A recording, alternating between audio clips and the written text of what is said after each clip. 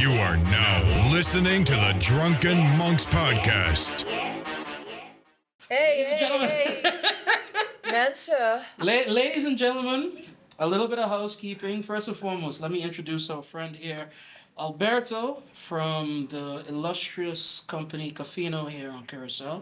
As you can tell, we have a new sponsor, we have a new home, we have a new daddy. Who's your daddy? Who's your daddy? Nah, Yes.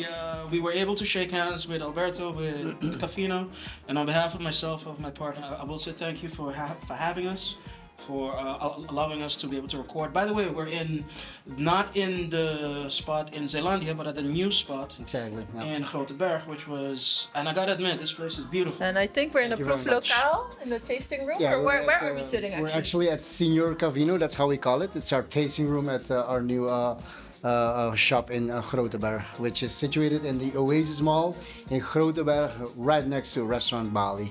All right. He came prepared, y'all. He was like, he knew that he had to plug, so. but he has a new spot. The business seems to be going well, I assume. It is picking up every day and a bit more. We So open coffee up and rum seem to be things that people like to have. coffee, wines, rum, spirits, yeah, definitely. Cafino stands for, a lot of people ask me, what is Cafino? What does the name come from? And they don't even realize that cafe means coffee and then vino is wine. So it's coffee and wine, actually. Duh. Portmanteau. Yeah, exactly. So my shop in my business in Aruba is called Grapes and Beans, which connects better with people. Basically. But since there was already another company with the name Grapes and something, I decided not to use that name. So Okay. we decided to call it Kavino. But wait a minute, but then, so you started first in, you started first in Aruba. No, I started in Curaçao. I came to the island on the 12th of January, 12/12, to work for a company which was called the Drinks Company. They used to distribute coffee, wines, and a bunch of liquors on the island for mainly Horeca, the F&B, the food and beverage industry. I worked for, I would say, 8 months for them. Yeah. In August, I got a phone call from Holland because the company was owned by a couple of private investors. And in Holland, in August, I got a phone call from them, like, "Hey, we want to stop with the company. It's a little bit too far from our bed, etc., etc." They had the reasons, and I was like, "What the fuck?" You know? Yeah. I basically broke up with my girlfriend in Holland. I gave my car to my brother. I sublet my house. So what do? On Curaçao, I came with a job. I came with a house. I came with a car. What do? Well, you can work for one of our companies, blah, blah. I wasn't feeling that. So actually, I started my own company. Wow. So I bought the coffee line from them, just the coffee, which is Miko Coffee. It's a large roastery here in Belgium. It's one of the largest roasteries in Europe, actually. Oh, wow. And we started that was actually quite funny because they came to the island, Miko. We signed a contract on a Saturday, and on that Monday, I had my first order. So I was like, trying to put a logo on an Excel sheet and stuff, but to deliver my first case of coffee, which was, I remember this very well, Iguana Cafe, because it was one of the customers which the drinks company already had, and we took them over. So we had a couple of customers on the island. It was pretty small. So along with me came a lady who was working in the administrator and also my head technician. So the three of us, we started working on the island, and within, I think, 2.5, 3 years, we became the largest coffee service company on the island, which is called Nico Curaçao BV. And we started working. I already knew the liquors were going to hunt me because that's my background.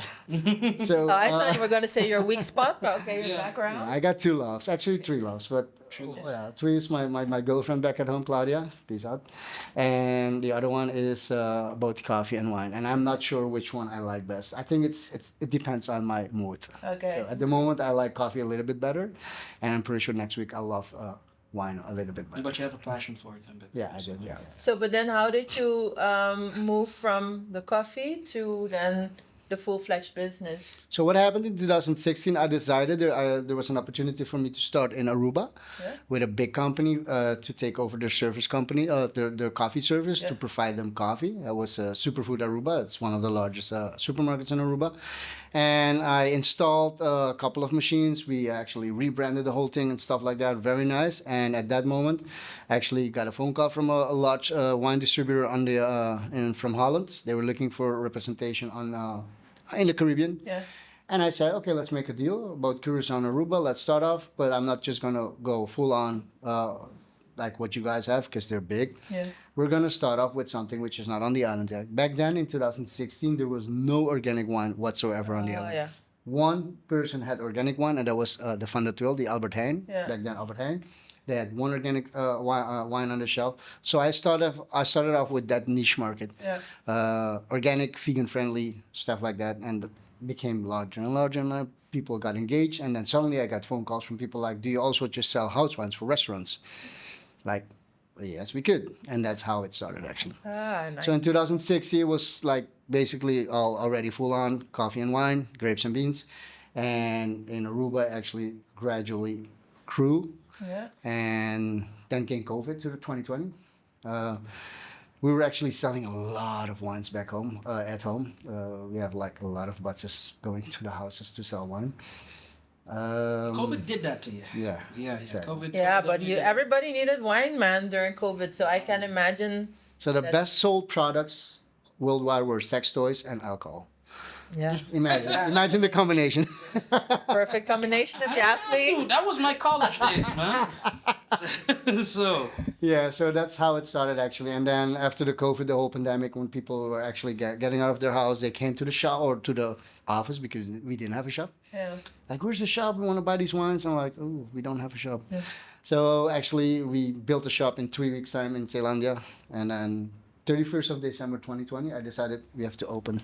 okay. Invited a bunch of people, fill up some racks because we didn't have really cabinets and there was no table. There was a plastic table the one you use for picnics and stuff. Jeez. And we opened up. We've stocked up with sparkling wines mainly because everyone had to celebrate at home, obviously. Mhm. 10 o'clock in the morning we opened up.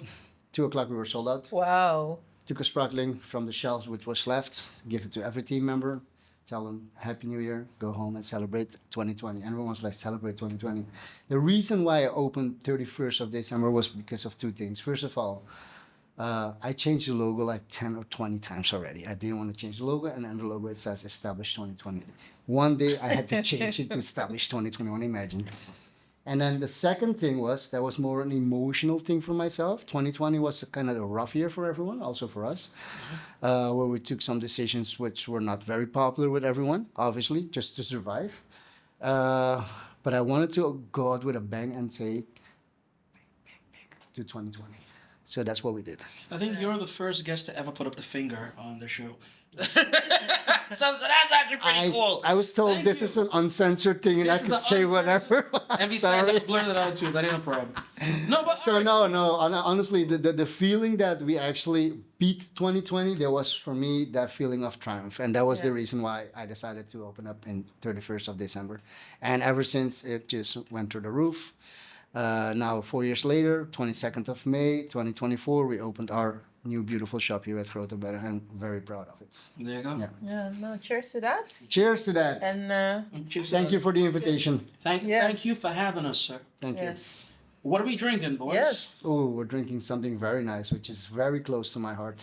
Not a lot of people know, but I am actually Colombian of birth. I was born in 1975 in Barranquilla, but I grew up in Suriname on I my would sixth say birthday. to me you were Surinamese, Yeah. but you're actually Colombian. I'm Colombian, yeah. I lived till I was 6 years old in Colombia, and then my mom actually fell in love with a Surinamese guy.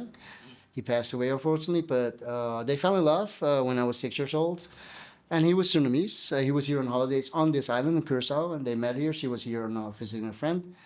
And then he went back to Suriname. She went back to Colombia. They stayed pen pals, and he invited her over. She went there for a month. She loved Suriname. Came back to Colombia. We moved to Suriname.